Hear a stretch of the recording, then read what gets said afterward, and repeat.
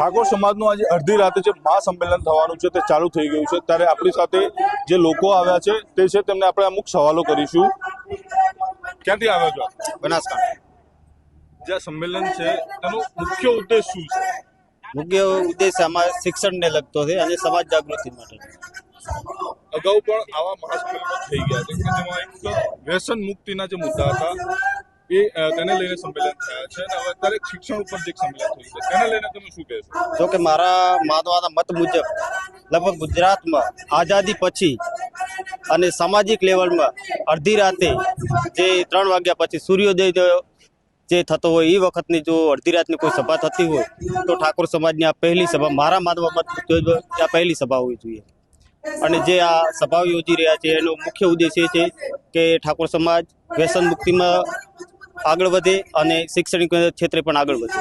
અને ઉગતા સૂર્યોદયની સાથે શૈક્ષણિક સંકુલનું નિર્માણ થઈ રહ્યું છે, અને એની પાછળનો ઉદ્દેશ એ છે કે સમાજ દરેક ક્ષેત્રે આગળ વધે અને ધંધા રોજગારમાં આગળ વધે. અને દરેક ક્ષેત્રે આગળ વધવા માટે ફર્સ્ટ જરૂરિયાત હોય તો તે શિક્ષણ છે, અને તેના માટે જ આજે અમે બનાસકાંઠામાંથી લાખોની સંખ્યામાં જે અહીંયા ઉપસ્થિત થયા છે એક હાકલથી, તેનો મુખ્ય ઉદ્દેશ એ જ છે કે ચાલો સમાજની સાથે ખભેથી ખભો મિલાવી. તમે બધા બનાસકાંઠાથી આવ્યા છો, તો કેટલા વાગે અહીંયા આવી ગયા હતા, અને અહીંયા આવીને શું તમે આયોજનમાં કે કોઈ તકલીફ પડી છે, કોઈ અગવડ છે કે શું અહીંયા આ આયોજનમાં તમને કેવું રહ્યું છે? ના, એવું કોઈ તકલીફ નથી. બરોબર, અમે મારા માનવા પ્રમાણે 1 વાગ્યા આસપાસ અમે આવી ગયા હતા, બરોબર, ગાંધીનગરની અંદર. પછી અહીંયા આવ્યા એટલે નાસ્તા અને ચા પાણીની બધી વ્યવસ્થા કરેલી હતી, બરોબર.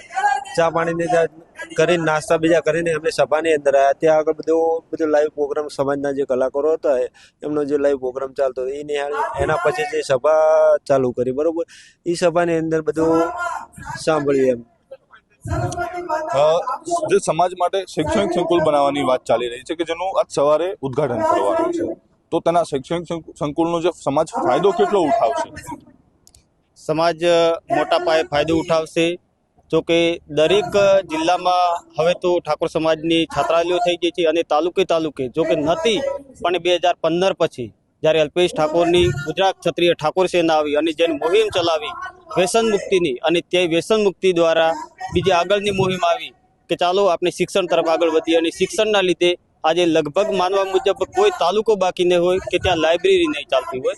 અને એ લાઇબ્રેરીના અનુસંધાનમાં આજે ઘણી બધી જગ્યાએ તમે પણ જોતા હશો ન્યૂઝમાં બીજે કે આજે ઠાકોર સમાજના જે યુવાનો હતા જેને એક દિશા જે જોઈતી તે દિશા નથી મળતી. જો કે શિક્ષણના લીધે આગળ આવવા માંગતા હતા પણ એમને કોઈ એવી દિશા નથી કે કયા દ્વારથી આપણે આગળ વધવું. એના માટે થઈને એક લાઇબ્રેરી ઊભી થઈ અને દરેક જિલ્લાએ શૈક્ષણિક સંકુલ ઊભા થયા છે. અને એ જ મુહિમના ભાગરૂપે આજે ગુજરાતના મુખ્ય મથક કહેવાય, પાટનગર કહેવાય જે ગુજરાતનું, ગાંધીનગર, ત્યાં આગળ આજે ઉગતા સૂર્યોદયની સાથે જે ખાતમુહૂર્ત થઈ રહ્યું છે એને બહુ સારી રીતે આજે તમે જોઈ શકો છો. મોટી સંખ્યામાં આજે ઠાકોર સમાજ ઉપસ્થિત થયો છે, અને એનું આગળ જતા મોટા પાયે આ સમાજના જે પાછળની પેઢી છે તેને સુધારા તરફ આગળ વધશે એવી આશા રાખી.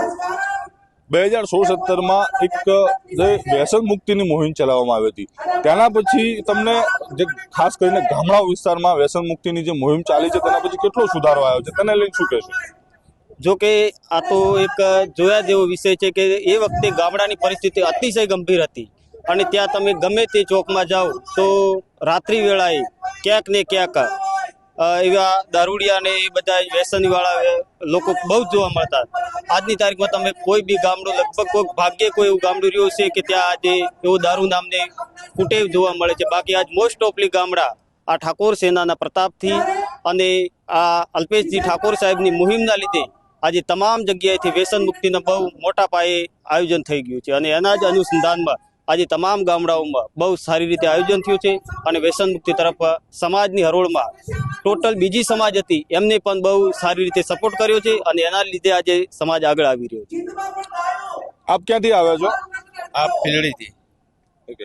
જે આજે મહાસભા થઈ રહી છે, જે મહાસંમેલન થઈ રહ્યું છે, તેનો મુખ્ય ઉદ્દેશ શું છે? મુખ્ય ઉદ્દેશ એ છે અમારે શિક્ષણને પાછળ સમાજ છે એ રીતે આગળ આવે એવી મારી આશા છે. અને દરેક સમાજ ખભોથી ખભો મિલાવીને ચાલે એવી મારી આશા.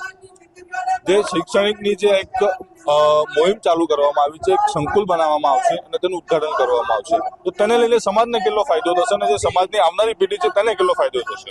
સમાજને 100% ફાયદો થાય છે અને સમાજ આ રીતે આગળ આવે એવી સરસ્વતીને પ્રાર્થના કરું છું. અને કેમ કે અલ્પેશજી સાહેબ જ્યારે શિક્ષણ વિશે મુદ્દો ઉઠાવ્યો ત્યારે એ જ સમાજ આગળ આવી રહ્યો છે. આપ ક્યાંથી આવ્યા છો? જે હવે આજે મુખ્ય મુદ્દો છે શૈક્ષણિકનો, તેને લઈને આવનારી પેઢીને શું ફાયદો થશે? આવનારી પેઢીને 100% ફાયદો થશે અને નવા યુવાન મિત્રો તૈયાર થશે અને જે આઈપીએસ આઈએએસ અધિકારીઓ બનશે. આ સંકુલ એના માટે બનાવવામાં આવે છે જેથી વ્યસનથી દૂર રહે અને આવનારી પેઢી શિક્ષણ તરફ વળે, એના માટે પૂરો પ્રયત્ન કરવામાં આવશે. આજે આ સ્ટેજ ઉપર ભાજપના નેતા હોય કે કોંગ્રેસના નેતા હોય કે તમામ પ્રકારના નેતા અહીંયા હાજર છે, એટલે એવું કહી શકાય કે સમાજ આજે એક થયો છે અને અહીંયા શૈક્ષણિકની શરૂઆત માટે આગળ વધી રહ્યો છે. તો આ જે સમાજ બધા નેતાઓ ભેગા થયા છે તે સમાજ માટે કેટલું ફાયદાકારક છે? ફાયદો તો 100% થશે. બધા નેતા એક મંચ ઉપર જોવા મળ્યા છે. આ પહેલી વખત ઇતિહાસમાં પહેલી વખત આ નેતાઓ એક મંચ ઉપર જોવા મળ્યા છે, એટલે 100% ફાયદો થશે. યુવાન મિત્રો પણ એક થઈ ગયા. ભાજપ કોંગ્રેસ સબ બધું છોડી મૂકી અને એક મંચ ઉપર જોવા મળ્યા છે. તમે આગળ 4 જાન્યુઆરી જોયું છે બનાસકાંઠાની અંદર બંધારણનું, એ પણ એક મોટી સભા હતી. જે દારૂની મોહિમ હતી તેને લઈને તમારા બનાસકાંઠામાં તમને કેવું લાગે છે? જે ગામડા વિસ્તાર છે તેમાં તેને લઈને કેટલો ફાયદો થયો છે અને કેટલો સુધારો થયો છે? તમે મોટા ભાગમાં તો અમુક જગ્યા પર જોવા મળશે, નકે અમુક ગામડામાં જોવા જાવ તો દારૂ પ્રતિબંધ છે, હાલ પ્રતિબંધ થઈ ગયો છે મોટા ભાગની અંદર અને વ્યસન મુક્ત થઈ રહ્યું છે બનાસકાંઠા ઠીક છે, પણ ગુજરાત પણ વ્યસન મુક્ત બની રહ્યું છે. આવનારા સમયમાં યુવાનો ખૂબ જાગૃત થશે અને શિક્ષણ તરફ વળશે એવી આશા અપેક્ષા છે અલ્પેશ ઠાકોર સાહેબ છે. તો આપ જોઈ રહ્યા છો કે જે લોકો છે તે શૈક્ષણિકની જે શરૂઆત છે તેને લઈને બહુ ખુશ, પોતાના બધામાં ખુશી જોવા મળી રહી છે અને બધા જ જે નેતાઓ છે આજે કોંગ્રેસના હોય કે ભાજપના હોય, ગેનીબેન હોય કે અલ્પેશ ઠાકોર હોય, તો એક મંચ પર સમાજ માટે ભેગા થયા છે.